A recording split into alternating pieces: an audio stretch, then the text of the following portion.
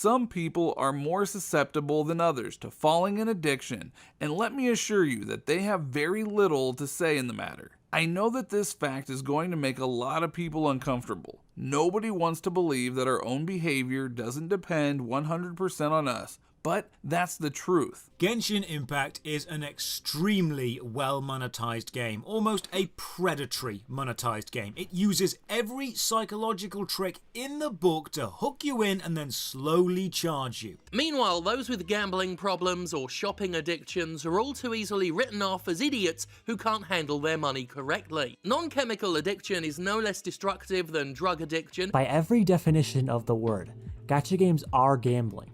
It doesn't matter that it's free, not in a casino, or that it's on the App Store. So let's treat it for what it really is: gambling. They don't think about the prey. They don't think about the people these companies are preying on. They only see them as whales, dehumanized whales. And that misunderstanding has to stop. They're not rich kids with enough money to spare. They're not goddamn sea mammals. They're people with vulnerabilities that this game industry is exploiting, knowingly, gladly, greedily. You know, in the previous script I wrote, I spoke super formally, I was polite even. But I think it's time to cut this shit. Anything less than a no bullshit matter of fact attitude will go ignored, so I'm gonna be shitting on Genshin Impact and the way it manipulates the people who play it, the community, and the casino in the game. So if you think this is gonna offend you or challenge your view of the game being perfect, make sure to stick around so I can make it worse and rub it in your face. If you decide to leave, however, never forget, there is nothing, and I mean nothing, you can do to stop me. When you grow a fucking pair and decide you don't want to be exploited anymore, make sure to come back so you can process what I'm saying with a new mindset. So why am I making this video? I'm sick and fucking tired of games like Genshin Impact that use predatory gambling mechanics to make money off of not only complete fucking idiots, but vulnerable people that may or may not be in the right state of mind. I'm also extremely worried of the precedent this game's monetization can set for free-to-play games in the future. So for anyone that thinks I'm being cynical, I actually believe I'm underselling how bad something like this is. And for those that think Gacha isn't really a big deal or that nothing bad can come of it, take a look at the things that have happened when we let garbage like this get out of hand. If you think something like that will never happen again, then I honestly don't know what to tell you. At the end of the day, if I can prevent even one person from falling for this game's predatory mechanics, or even help someone who has already fallen for these things, then I've done my job. Genshin Impact is a good game. There's no other way to put it. The characters, the world, the music, the combat, it's all top notch. This game gives me hope that there are still passionate developers out there willing to put in the time and effort required to create a high quality product. However, there are many issues with the way MiHoYo has decided to monetize it, and the way its community has decided to defend said ways of monetization to no end without properly understanding what type of systems they're getting behind. Before I begin, I wanted to properly convey two very important things. Number one, I've been playing since October of 2020, so I've been with this game since practically the very beginning. I'm level 57 at the time of recording this, and I have a sizable amount of time played as well as a lot of experience with the systems that I'm going to talk about. I also spent $5 one time to buy the Welkin Moon, so I am not free to play. I bought it 2 days before the reveal of the anniversary and its rewards, which were practically nothing, and I regretted doing so ever since. Number two, I love the game. That love is the reason why phrases like don't like it, don't play it just aren't gonna work for me. So no matter how harsh I may sound when talking about the game, just know that I love it and I want it to be the best it can be. The community I don't like as much, but we'll get to that. I know this is a long video, so if you're looking for a specific topic, check out the chapters and choose at your leisure. With that being said, let's begin. Character and weapon gacha banners. Gacha is the backbone of the game, obviously. You want a new character? Gamble for it. You want a shiny 4-star or even a 5-star weapon?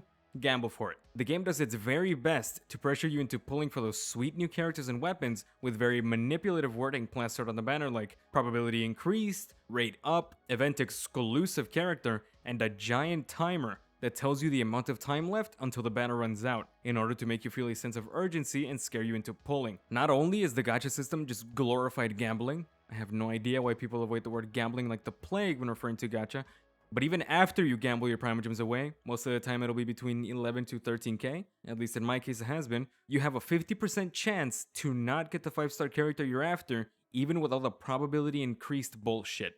Something that's happened to me a few times is I'll end up wishing on the banner of a character I like, I'll lose that 50-50, and end up having to spend a lot more of what I had initially saved up, effectively killing my Primogem savings. On the Raiden Shogun banner, I lost to 50-50 after spending 12,000 Primogems, and I couldn't afford to pull again, so I missed out on the character entirely. As a very low spender, that feels like shit, and it very quickly stops feeling like a 50-50. The wording used in these banners is very specific because they're trying to appeal to your fear of missing out, your FOMO, and manipulate you into acting on your emotions and using your Primogems hastily. For many, everything I just said sounded very cynical and pretty crazy.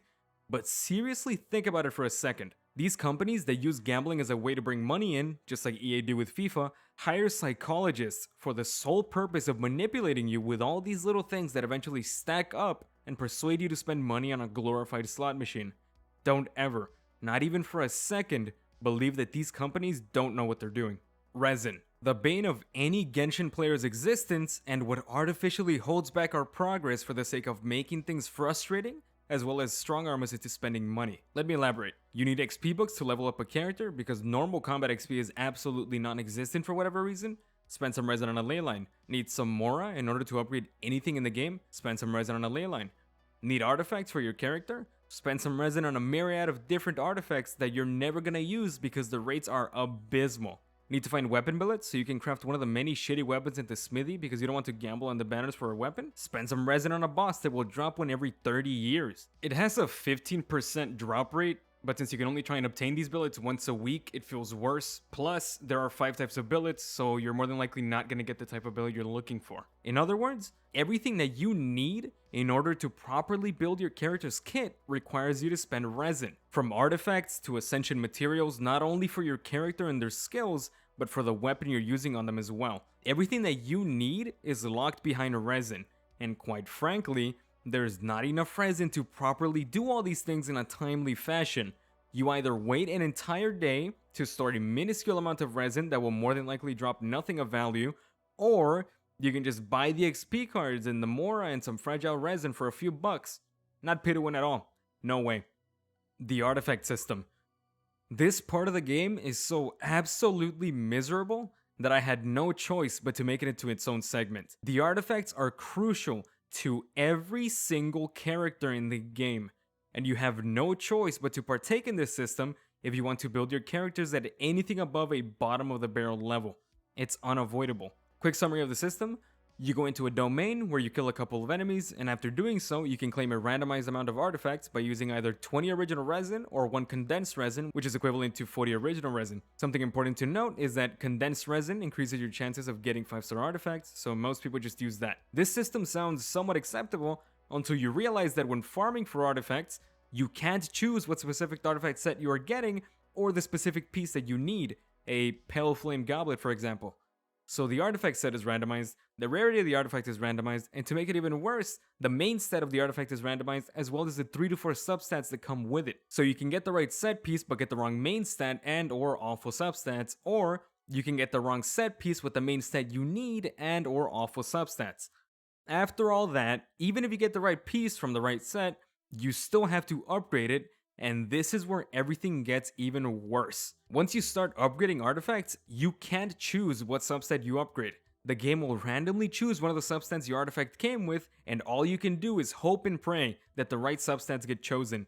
If they don't, and you end up rolling all the upgrades into flat HP or something, you have to start the entire process all over again. And remember, this was an example of a player that would only need 1 piece. Now imagine your average player that needs 4 to 5 pieces. Fucking yikes. As a personal example, I spent a month or more farming the Pale Flame set in preparation for the Eula rerun, and that time, I didn't get a single usable piece and I was forced to skip her.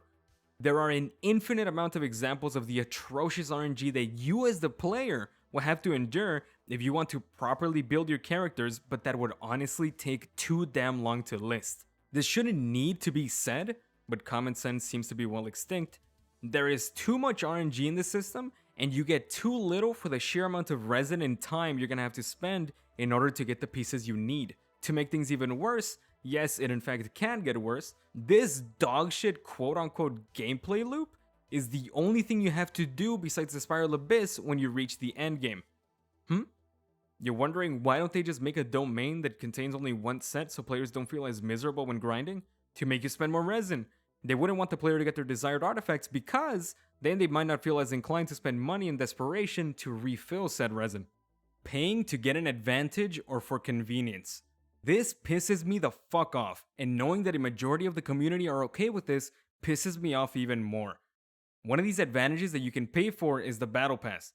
It triples your Mora, XP books, and enhancement doors from the free pass. It gives you 680 Primogems plus 4 Intertwined Fates for a total of 1320 Primogems. It also gives you a lot of talent level up materials and a 4-star weapon. Oh, and by the way, the 4-star weapons you can get from the Battle Pass are significantly better than the majority of the weapons you can craft.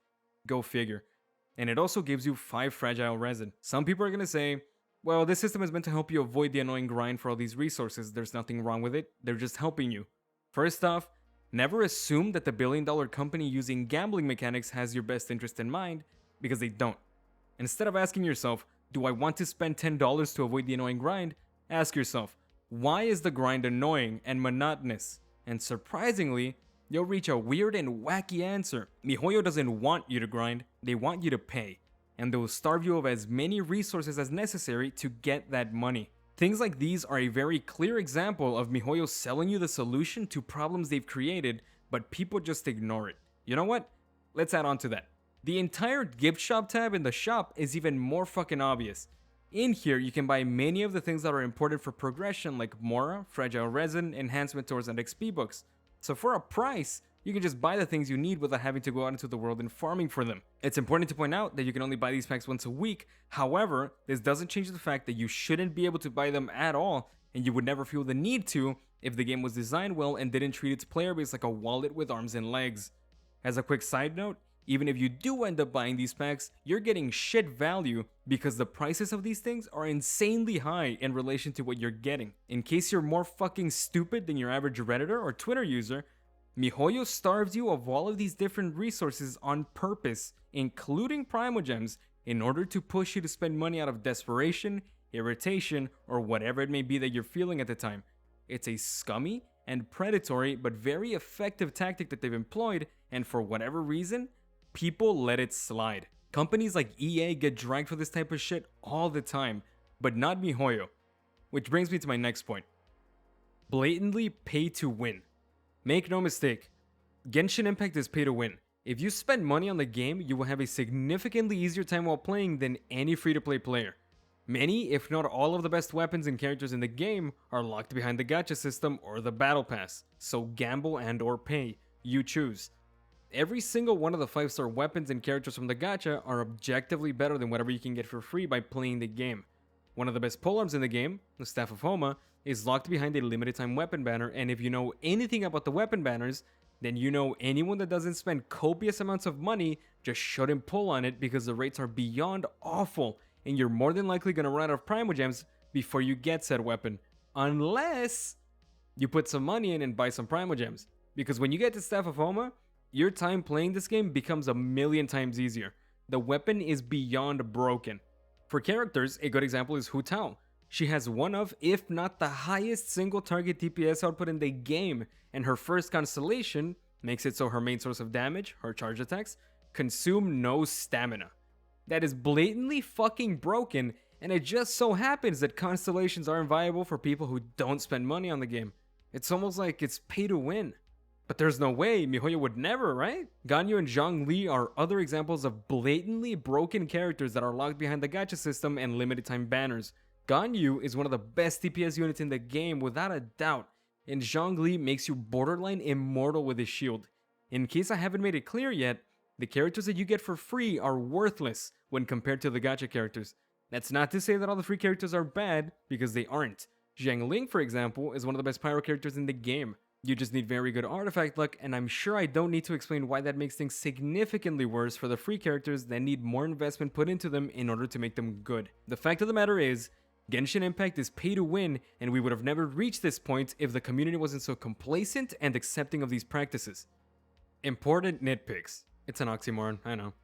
Silent Protagonist. I get that MiHoYo wants people to self-insert using the Traveler, but an uncustomizable silent protagonist with a pre-established backstory and identity was not the way to go. It's counterintuitive. There's clearly a character somewhere in there, but they're never shown for the sake of having some fucking loser feel like hot shit after defeating a few enemies.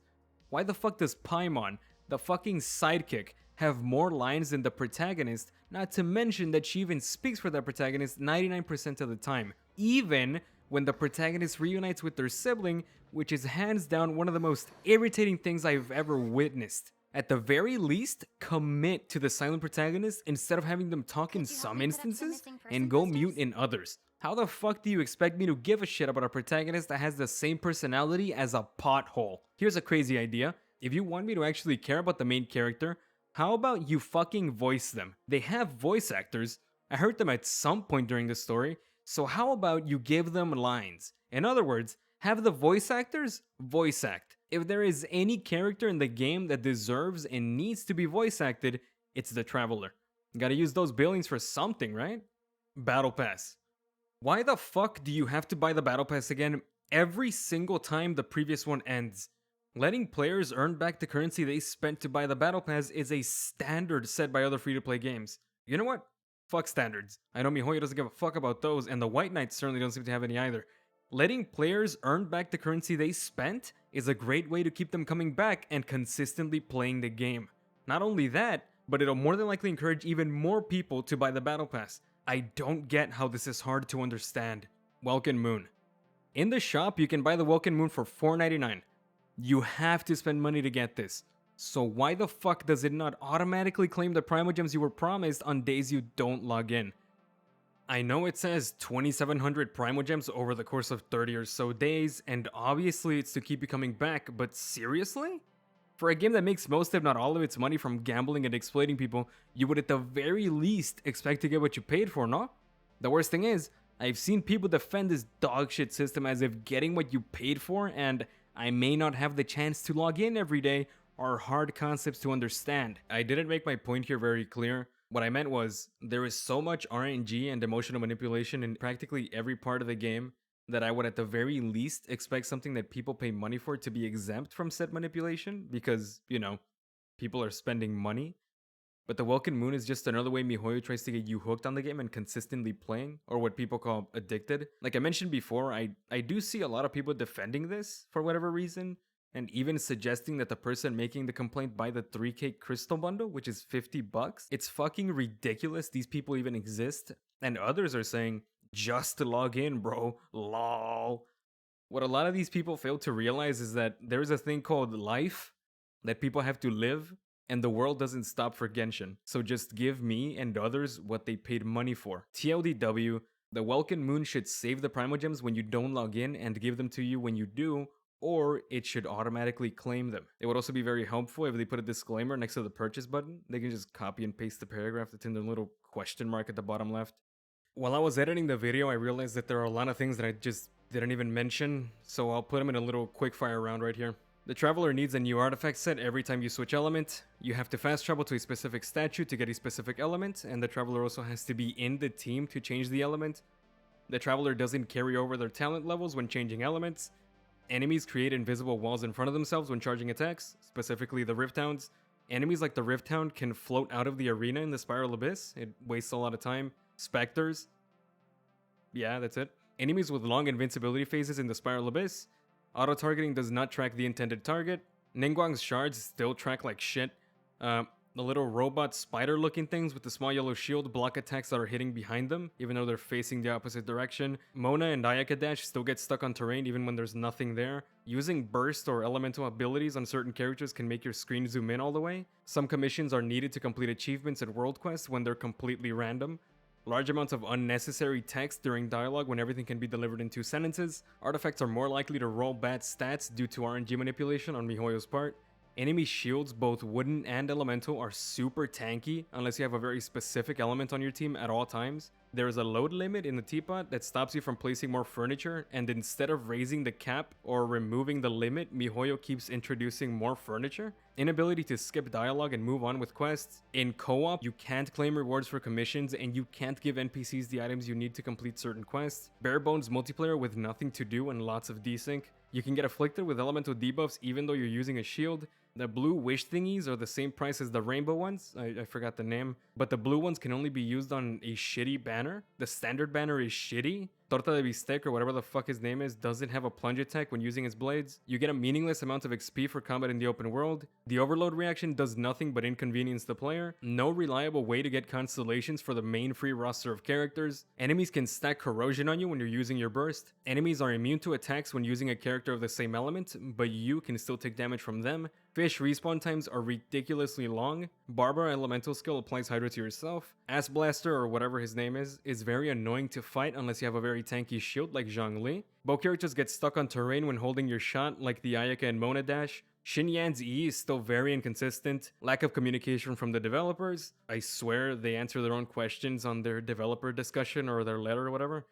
This next one is more of a personal gripe, but the community completely forgets about existing problems in the game when MiHoYo throws free shit at them without fixing the problem. This happened with the anniversary. People just kind of poof, they just forgot about everything that happened. Oh, and before I forget, I kind of have an issue with the shipping that goes on in the game. This isn't to say that shipping is inherently wrong, because it's not. It's just people having fun. But especially in this community, I've seen this like feral, like just like people are fucking animals. If you don't ship the same two characters as this other person, they fucking they flip their fucking lid. It is disgustingly fucking sad. Just because somebody doesn't ship the same two characters as you doesn't mean you have to go out of your way to be a complete fucking dickhead. Like, I myself ship like Beidou Ningguang, Jean Lisa, Raiden Yae, or like Ganyu Keqiang, right? I do ship characters myself, but it doesn't mean that I go out of my way to like harass or bother people that don't ship the same characters that I do. That's just on some degenerate level shit. And that's it. God, I want to play Tarkov. Now let's move on to common things people of the community say. You are ungrateful, the game is free, just appreciate what you have. The game being free doesn't make it immune to criticism, and it sure as fuck doesn't make it immune to shit game design. The game is first and foremost a product. MiHoYo didn't release the game for free out of the kindness of their hearts. They made it free because some big fish in the company realized that by making it so, they can lure more people into gambling. MiHoYo aren't your friends, they don't give a fuck about you, only your money.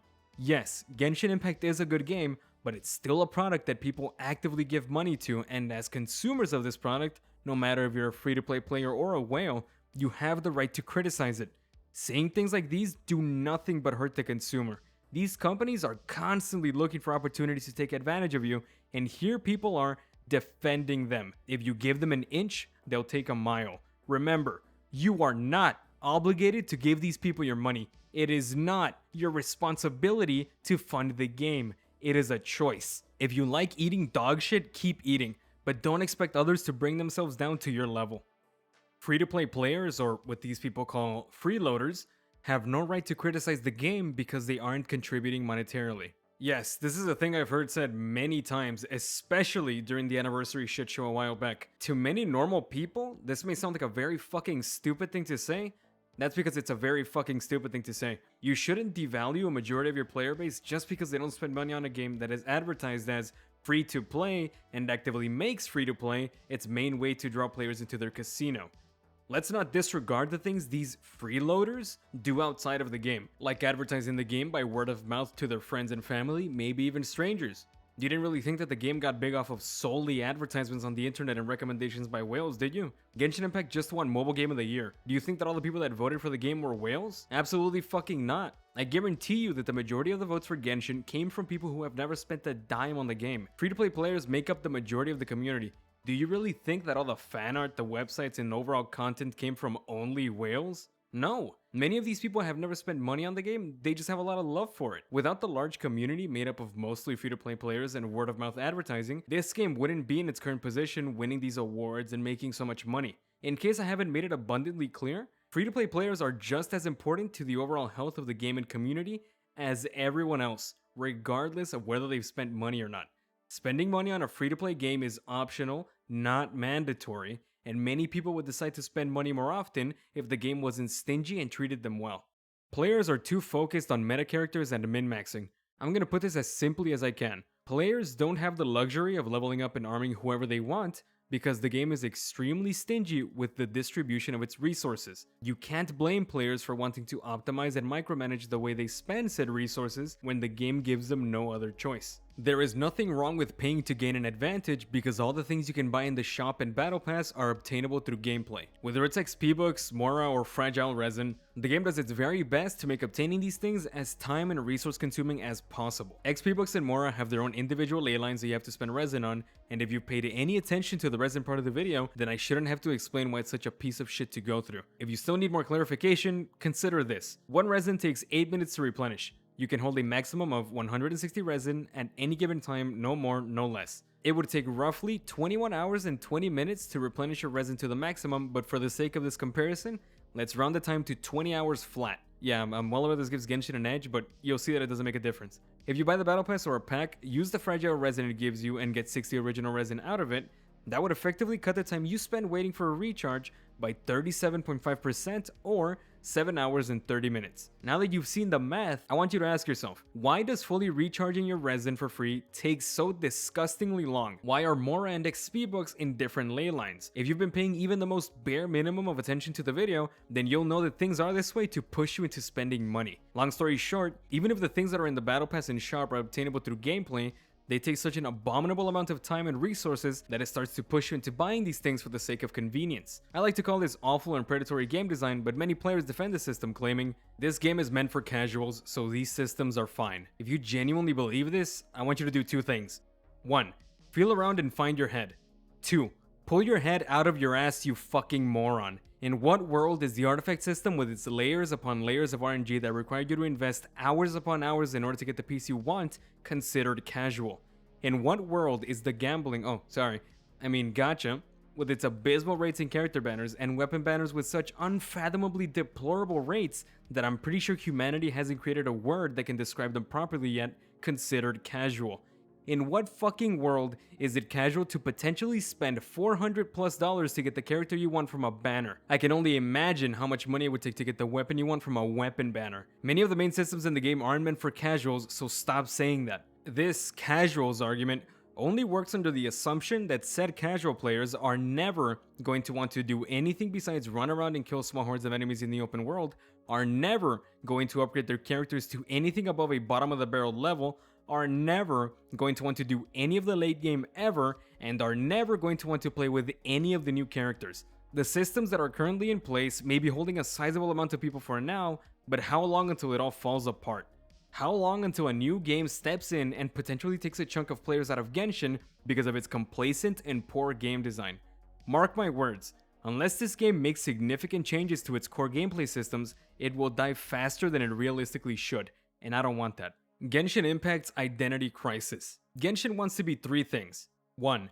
A character collection like other gacha games, but it's extremely stingy with the currency you use to summon, the rates are beyond awful, and the systems put in place actively prevent the players from reaching the maximum potential of the characters they gambled for by hindering their progression through layers and layers of RNG.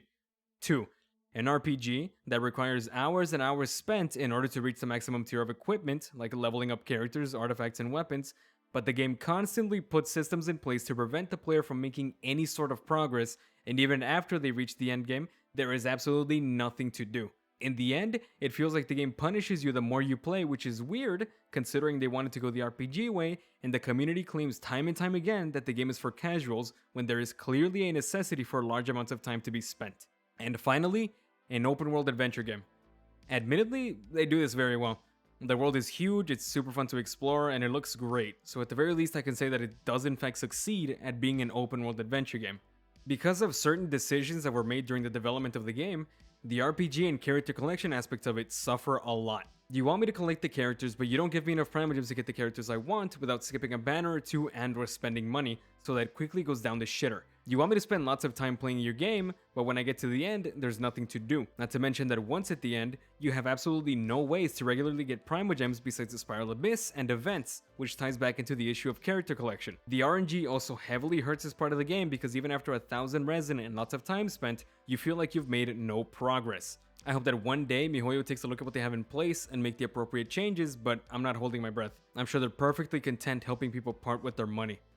with what I believe to be all my points out of the way, it's time for some tough love. I don't give a fuck whether you want to hear this or not. I don't give a fuck if this hurts your feelings. This part of the video is specifically for those people that think MiHoYo can do no wrong. Do you like being taken advantage of? If not, then why do you defend this company with every fiber of your being? How far are you willing to let this company go? If you're willing to let them go further, then how far is too far? People that white knight games and companies always make things worse. And then those same people turn around and complain when they're up shit's creek with no paddle, blaming other people for the mess they created. People like yourself that suck up to these companies without properly evaluating what they're doing are slowly destroying the industry. Why do you think game companies like EA and Activision Blizzard keep getting away with releasing unpolished garbage? Because of blind fanboys like yourself with no sense of critical thought. Remember this and remember it well. The real privilege in this consumer-producer relationship is not being able to play their game for free, it's them getting your money. Have some self-respect. Now that we're at the end, I want you to do yourself a favor and educate yourself even further on the tactics these companies use to exploit you and the people around you. I recommend you watch these videos by Jim Sterling and Atrioc that go more in depth about the lengths these companies go to in order to milk their players for money. And if you really want to get pissed off, watch this presentation by Scumfuck CEO, whatever the fuck his name is, called Let's Go Whaling, which will open your eyes to how predatory and disgusting these companies and people are. Take care of yourselves, ladies and gentlemen. Have a good one.